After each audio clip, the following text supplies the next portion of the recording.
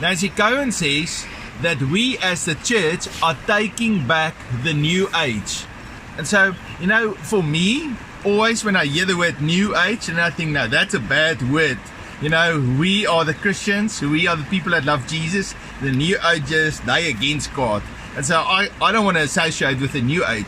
But what the Lord said to her, the new age is really this age that we're going into ascension, where we're becoming one with the Lord. And one of the key words that new age is used is the word ascension. If you go and Google and you type in ascension, you'll actually see the new age. But the Lord is helping us to come back to that place of ascension, which means we go to heaven where He is. And so we're going to listen to Nancy as she talks to us about this whole idea of taking back the new age. And I want to invite you, come with me and let's listen and just let's get our brain a little bit changed and come in alignment with the way God thinks about things. God bless you. I want to talk for just a second about stealing back the new age. I was fixing to say something. Lovingly. I'm saying it lovingly. We're the righteous real That's right. of the twisted counterfeit. But I want to defend them a little bit because they're way ahead of where we are. Yeah. They're doing things like translocation, transmutation, all of those things, and have been doing them for many years. So basically, I'm really in a perfect alignment. Whenever we raised up Global Ascension Ministries, everybody said, if you put the name Ascension in the name of your ministry, you're going to get all kinds of New Agers and Satanists. And I said, I certainly hope so. Yeah.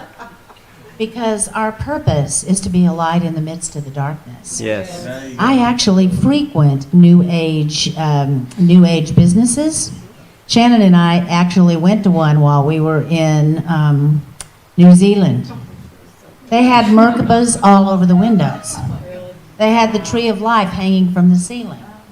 They had living oils coming out of every single room. They had all of that stuff before we had it. Yeah. So one of the things in my purpose is to declare the thing that they're functioning in, which is the twisted counterfeit, be totally untwisted and made upright.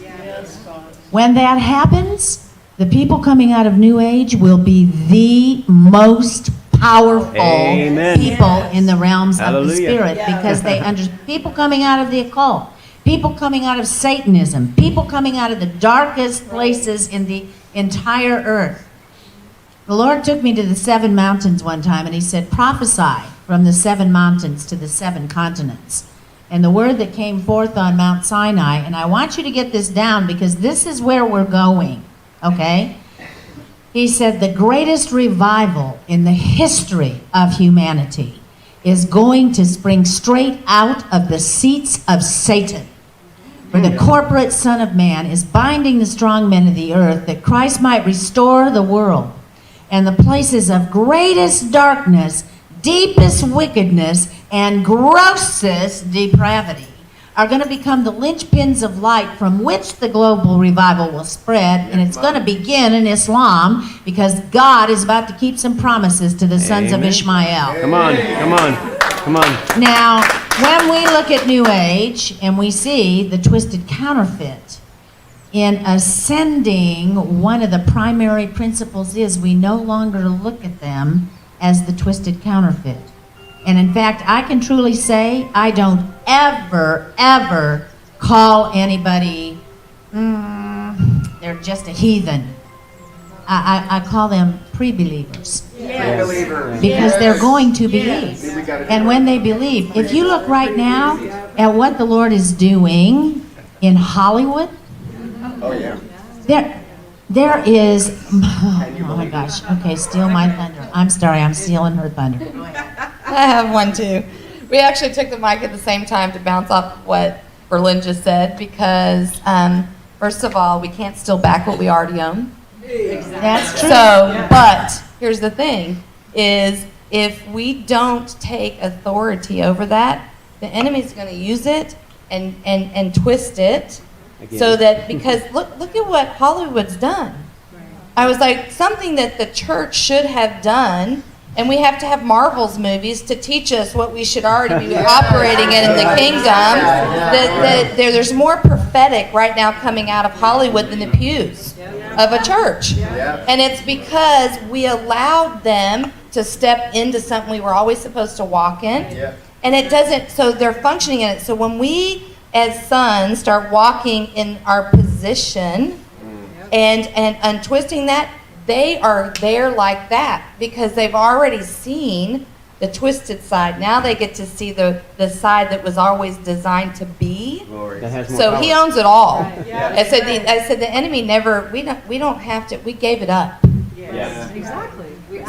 So we've always owned it. And we did. We relegated it. And so when you look at these Marvel movies, you're just like, oh my, I took notes. I'm like sitting there in the dark taking notes.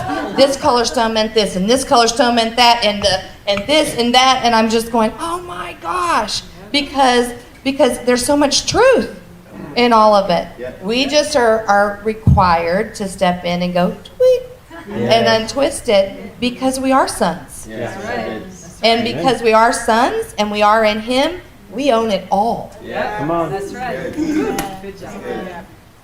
I wanted to bounce off of what he said too about that's one of the most exciting parts of what I did, because a lot of my message is to become who we already are.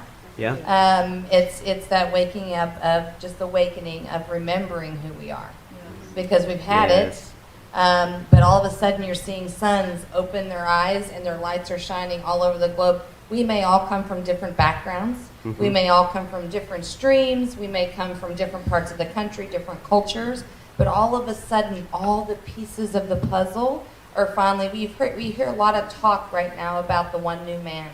Yeah. The problem is if we all aren't part of the one new man and there's one piece missing, Come on. then we're missing something. Right. So when you lay it all down as this massive, the Lord took me up and he laid it all down as this massive puzzle. And he takes a John and a Matt and a Heather and a Gil and an Adina and every person in this room and strategically paces their piece Yes. to the puzzle. Some of our messages are totally different, but they're the same. Right. So that's the life.